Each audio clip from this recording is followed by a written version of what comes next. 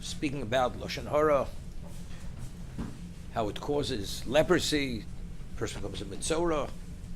So the Midrash tells us there were 4 commoners who were destroyed by Hashem due to their saying inappropriate speech. Bilam, Doeg, Achitofel, Gehazi. It cites psukim verses to show how each one, because they had said certain things, which ultimately brought about their destruction, their demise, in this world and the world to come. So the Medrash speaks about Doeg Adomi. Doeg Adomi was David's antagonist. He was called Doeg Adomi because he was such a genius. Even as a young man, he would cause the elders of the Sanhedrin to blush. He was the head of the Sanhedrin. And because David outpaced him in Torah, it's something he cannot tolerate. The Gemara tells us that David, whenever he would give a ruling, the ruling was always accurate and correct. He's always mechavish shmaitzeli b'hilsa. His statement will always conform with the halacha. You needed special merit for that. Doeg is, with all his genius, never always came upon the emes, on the truth, and it's something he couldn't tolerate. David himself was a fugitive. His father Shaul was pursuing him, and David and his men, when they were starving, they were harbored by Nov Ir Kohanim, Nov, the city of Kohanim. And who revealed this to Shaul? Doeg Adomi revealed this to Shaul, because they harbored the enemy of the king, and Shaul gave the order, they all have to be slaughtered, they have to be killed. And Doeg Adomi personally, he's the one who killed, because nobody would do it. But the question is, but what precipitated this? The Lashon Hara, what he shouldn't have said. He revealed this to Shaul, what happened, and it was due to his hate for David. Somebody as great as Shaul, how does he do such a thing?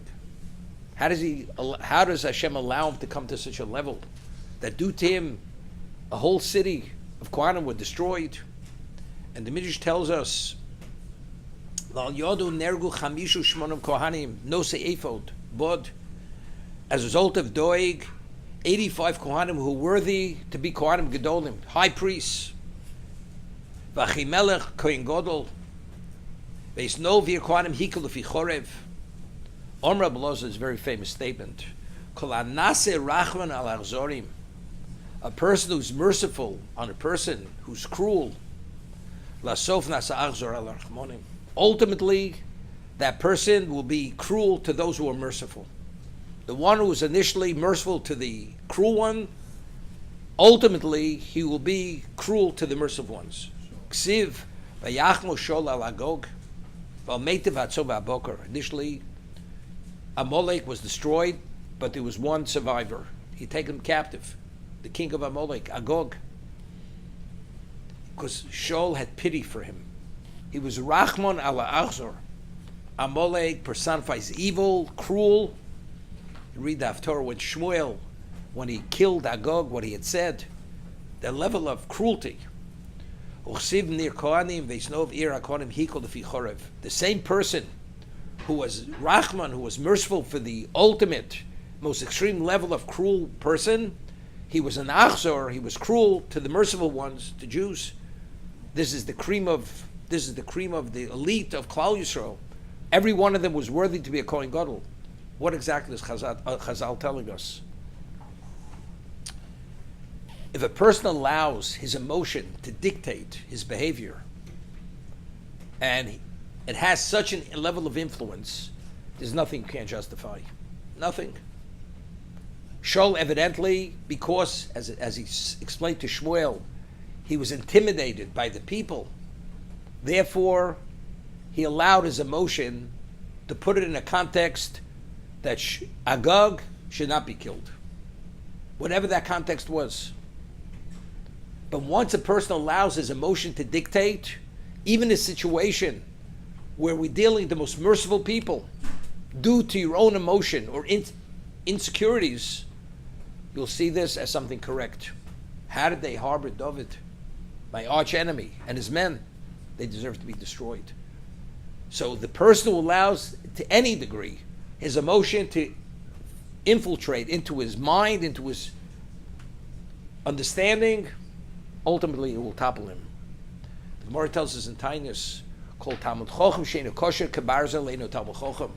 A Talmud Chochem was not as strong as iron. It's not a Talmud Chochem. He doesn't bend regardless what the pressures are, what dictates. Truth dictates. The Torah tells us there's a negative commandment, Lo Soguru Min Yish, that a Bezdin, a Dayan, is not supposed to be withhold. He's not supposed to be intimidated unless it's a question of Pikuach Nefesh. He'll be killed.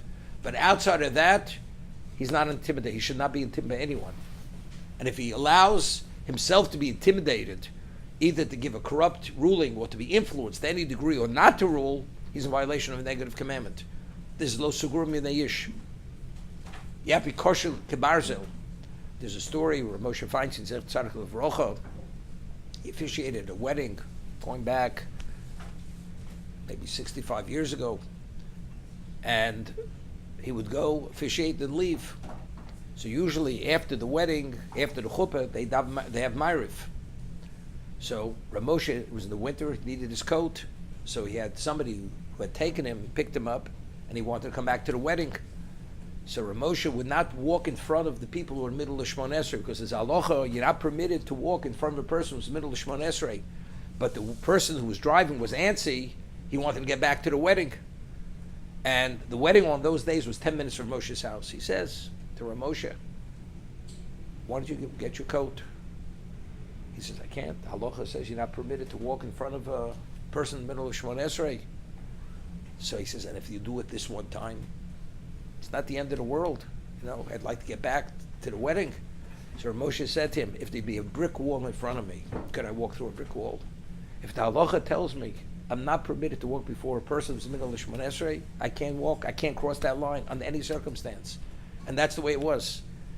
To be a person, to be total control, regardless of the pressures, the many stories of Gedol Yisrael, no matter what happened, not Chas v'Sholem, we're questioning who Shaul HaMelech was. He was affected by the whole story because he didn't kill Agag. He was affected very negatively as a result of that. But we're not here, we're quoting Chazal in terms of Shaul. How to understand Shaul, we're not at a level to be able to appreciate what exactly were the failings of Shaul.